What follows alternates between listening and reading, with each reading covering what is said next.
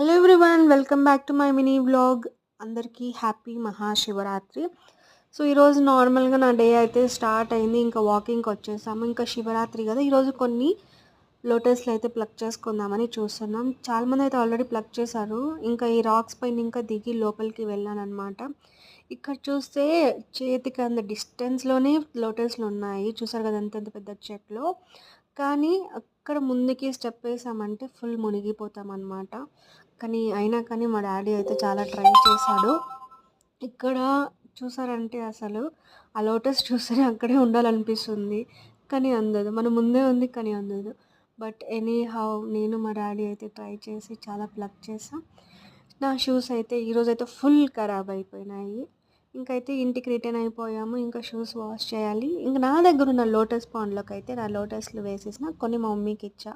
నేను కొన్ని పెట్టుకున్నా. మీకు నచ్చినట్లయితే లైక్ చేసి